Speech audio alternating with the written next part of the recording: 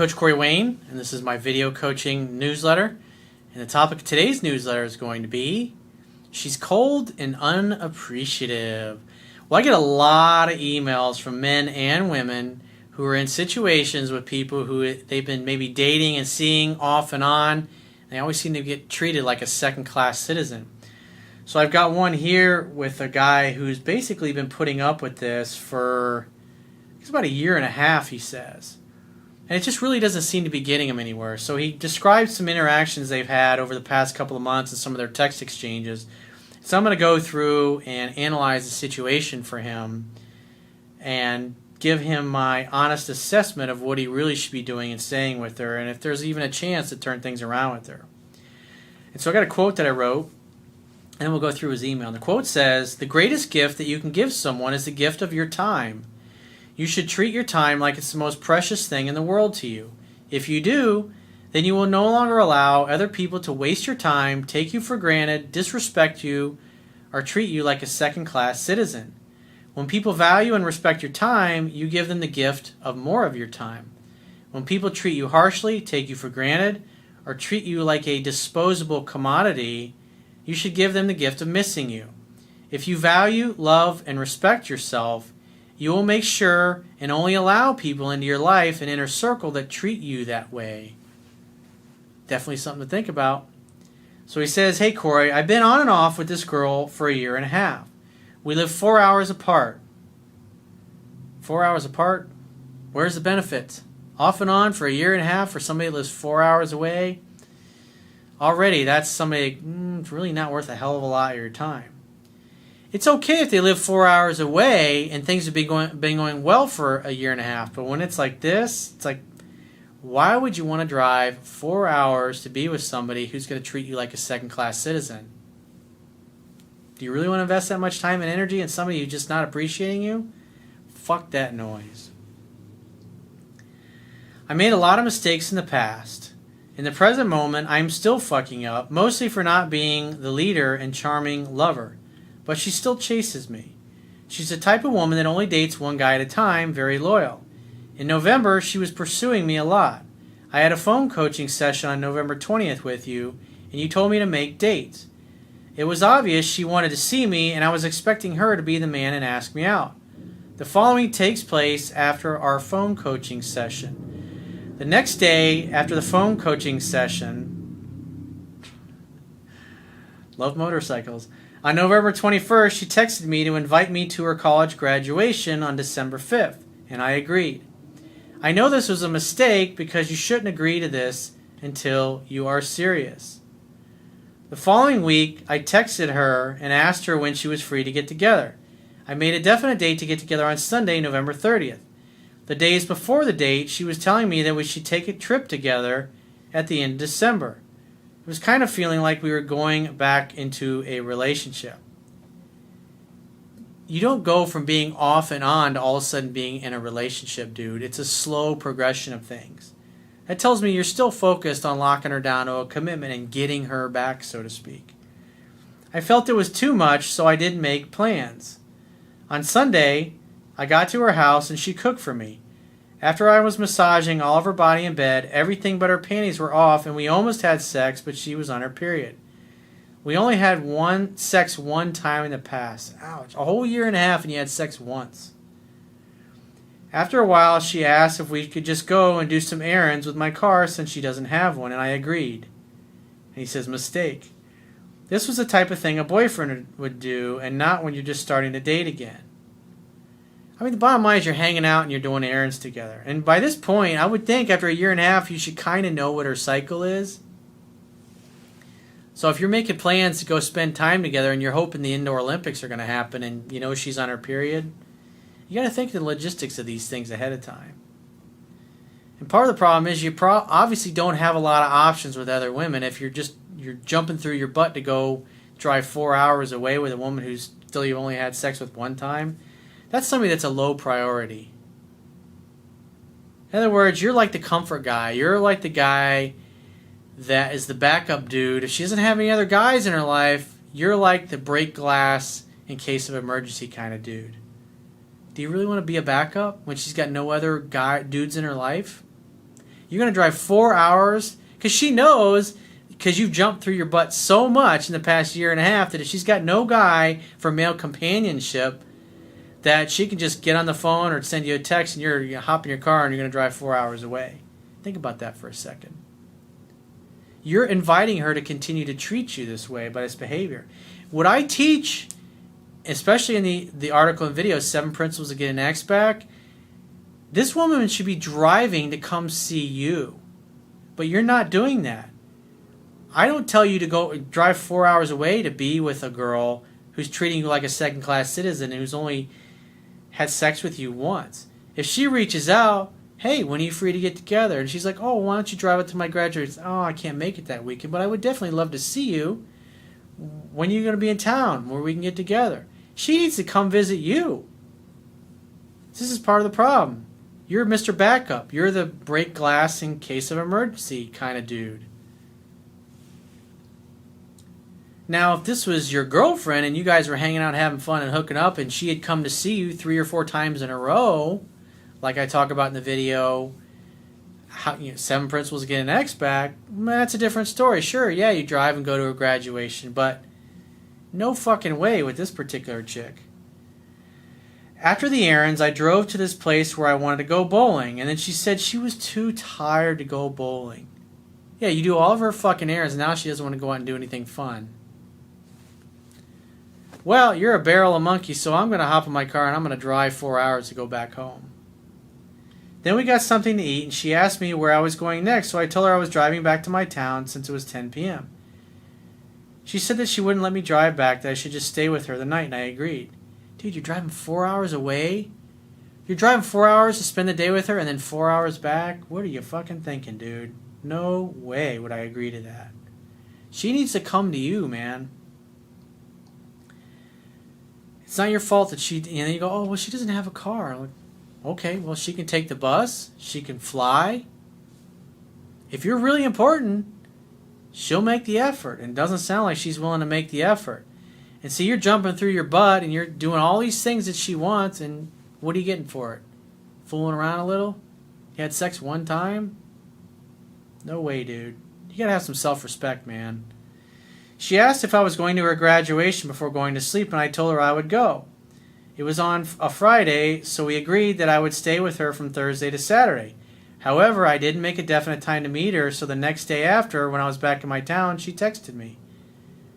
It's just being totally sloppy, dude. It's like you do a phone session, you spend the money to hire me to coach you, I tell you specifically what to do, and then 90% of what I tell you, you throw it right out the window. And you wonder why you get jerked around. Because you're not standing up for yourself, and you have a history of being the break glass in case of emergency type of guy. I told her a time that I would be there on Thursday night, and then she said she was going to a concert with her best friend and that she could send me the keys. I'm going to drive 4 hours away, and you're going to go to a fucking concert? Oh, hey, here's the keys. You can let yourself in? Fuck that.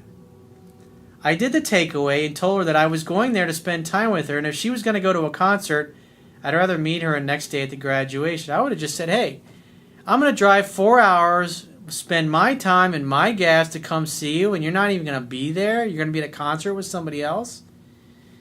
Well, it doesn't sound like I'm really a high priority to you, and quite frankly, if that's how you think of me, then I'm going to pass on driving up there and going to your graduation. You should probably go with somebody else. If you're really important, you go, no, I'm sorry, you're right. You know what, I am being an asshole for not being there. And I want a girl, if I'm coming to see you, I want you jumping in my arms and kissing me and tearing my clothes off when I come drive 4 hours away. And here you're like, oh yeah, I'll leave the keys under the doormat and you can let yourself in. And there's a Taco Bell around the corner or McDonald's, and so you can go get yourself some food if you want. Fuck that. Fuck that noise, dude. What are you thinking? She then said that she wasn't going to the concert because she had to get her hair done. Oh, it's not because you're coming to town, I got to get my hair done. Again, I told her that her schedule was up in the air, so I'd rather meet her at the graduation. I would not go to the graduation at all, dude. Fuck that, dude. She then said that I didn't want to see her. Oh, now it's all your fault. I'm going to drive up there, but you don't have time to see me because you got a concert to go to. Oh, excuse me, your highness, for getting in the way of your busy fucking social schedule. I'm going to drive 4 hours in my fucking car and spend my gas money driving to see you, and I'm going to let myself in and I can go to McDonald's around the corner. If I'm driving to see you, I expect a home fucking cooked meal. I expect some wine. I expect your roommates to be the fuck out of the house so we can spend some time together and catch up. And if that's not going to happen, then there's no way I'm coming to your graduation. I'm sorry, but you want me to come up and see you, you need to make me feel like I'm the most important dude in the world. Instead, it feels like I'm just like the warm body that's going to your graduation. No fucking way, dude. I said I wanted to see her, but I needed a definite time to meet her. Then I had a time to meet her, Thursday at 8. On Wednesday, she said that her mom was going to stay with her after the graduation on Friday. Oh, great. So sex is out of the question because now you're getting clam slammed by her mother.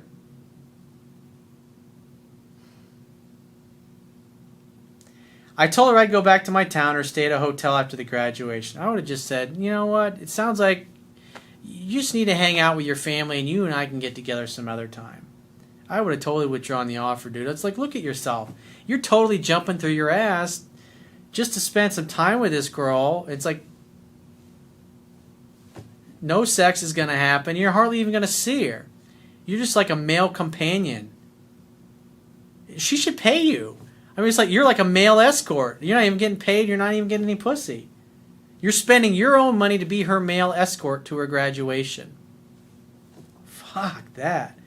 On Thursday, my car broke down and I couldn't go, so I called her and told her what happened, and I was going to take the bus the next day.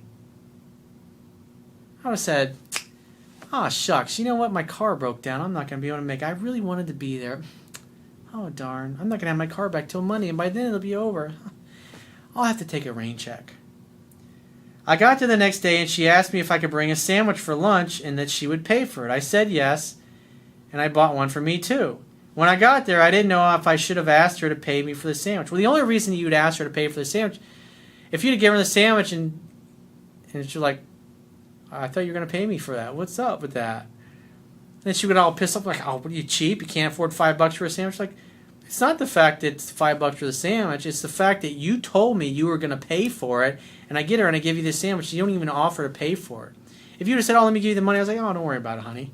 You can take me out to dinner later. That would have been a good situation to test to see if she has any integrity, which obviously I don't think this girl has any integrity at all. You're being fucking used, dude. And you're not even getting laid on top of that. And you're driving 4 hours away. And you're taking a bus because your car's broken down. What are you thinking? What do you think, Corey? I think you're getting totally fucked over without getting fucked. She didn't even ask to pay it. I didn't bring it up. So during graduation day, she was very cold and distant, but I wasn't chasing her. Like, this is what happens. You just... Oh, man, dude. You're totally inviting this girl to treat you like a second-class citizen. I would have never been at that fucking graduation. No way in hell. Then at the end, her mom stayed with her sister and I stayed with her. This was the first time I was hanging out with her family. She was so cold in bed. I touched her a little, but she was so cold, I just stopped and went to sleep. I would have said, look, I came all the way up here to spend time with you, and you're a fucking cold fish. This doesn't work for me. If you're not into me, if you're not going to make me feel loved, if you're not going to fuck my brains out and make me feel like you're so excited that I'm there and I'm special, right now I'm fucking hopping on a bus and I'm going home and you're never going to see me again. This is bullshit. I now realize I didn't have a plan, I wasn't being the leader, and I was just going along with almost everything, pretty much. The next day when I got home, she texted to see if I got home safely. 2 days later, she asked me if she had done something wrong to bother me during the graduation and also sent me a photo of us with her title. I said no, that only she was a little distant, but I thought it was normal because it was a very exciting day in her life and there were a lot of things in her mind. More typical nice guy, kiss her ass behavior. A few days later, she reached out just to talk a little bit. After this, 6 days went by with no contact. Then I sent her pictures I had taken at the graduation. Now you're going right back to pursuing. Why would you reach out to a girl that's treating you this way, dude? Think about it. Come on, man. Seriously. And the next day, I asked her what days she was free to get together. And then she said, oh, I don't know. I said, what do you mean you don't know? When are you free to get together? Again, she replied with, I don't know. I told her to get back to me when she figured out her schedule, and I'd love to see her. I noticed that her interest had dropped, and I did something to turn her off. You think? After 8 days of no contact, on December 27th, she texted Merry Christmas, and I told her Merry Christmas and asked her what day she was free. Again, she said, I don't know, maybe Tuesday. I did the takeaway, and she didn't like it. I told her I would only get together with her if she could give me a definite day, place, and time to get together. Dude, she needs to be traveling to see you. Fuck this shit. You're not going anywhere. She then said she lives in the present moment and can't make any plans in advance. I said, well, a month ago when I went to see you, we made plans a week in advance, and now you tell me this. I had to call her out on that bullshit. Well, at least you did. I told her that I didn't want any bad vibes between us, and I was trying to communicate to her that if she wants to see me in the future, maybe was not acceptable. Because I have things to do, and I won't wait until the last minute for a maybe.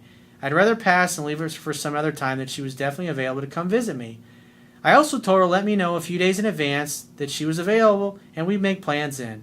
I said, talk to you then. I wish you happy holidays. She replied, okay, same to you. I asked her out twice already, so when she contacts me in the future, I'll just keep it short, tell her I'm busy without being a dick, and I know I need to lead better and have an agenda for the dates. Many times I've thought of ending things with her because things won't go anywhere. Well, the problem is you're still chasing. You're driving all 4 hours away to see this girl who's constantly treating you like a second-class citizen. I know I told you to have this girl come to you when we did our phone session, especially the way she's treating you. Fuck this, dude. This is going to be your response from this point going forward. You're going to talk for a couple of minutes, and you're going to say this. Hey, it was great hearing from you, but I got to run, keep in touch. And if she brings up, hey, I'd like to see you, it's like, great, well, when are you going to be down in my neck of the woods next time? And if she goes, well, why don't you drive up to see me? Like, no, I've driven up to see you numerous times, and you always treat me like a second-class citizen as an afterthought. You're always doing things with other people when I come up to see you. And so, quite frankly, no, I'm not going to drive up to see you again. If you want to see me, you can make the effort to either hop on a plane and come see me, and I'll be happy to pick you up at the airport and give you a kiss and give you a hug, and we can have a great few days together. And if that doesn't work for you, then, hey, you know what? There's really no reason for you and I to talk anymore. Because quite frankly, the way you've treated me, it doesn't work for me. I want somebody who's enthusiastic, who values my time, who's like, this guy's a fucking catch, and I'm going to make the effort. And so far, you haven't shown me that. So unless you're willing to hop in a car, hop on a bus, hop on a train, hop on a plane to come see me, we really don't have anything further to talk about. That's what I would do if I were you. But I would never bring up getting together again unless she brings it up first. And if she does bring up getting together, she needs to travel to see you. I would not go to see this girl under any circumstances. She needs to come visit you at least 3 times in a row, and each time she comes, she needs to fuck your brains out. And if she ain't going to do that, then I would just say, hey, it's been nice knowing you, but it's time for you and I to part ways. I'm not into this. That's what I would do. Because, dude, 1.5 years, you got laid one time, and she's a fucking cold bitch to you every time you're around her? Fuck that, dude. Seriously. She doesn't deserve a second of your time. She really doesn't even deserve you responding to her text, but let's give her the benefit of the doubt and give her the same response. Hey, it was great hearing from you, but I got to run. Keep in touch. That's what I would do. And if she ever brings up getting together, she needs to travel to see you. That's it, period. That's not negotiable, dude. You got to have some self-respect and stand up for yourself eventually.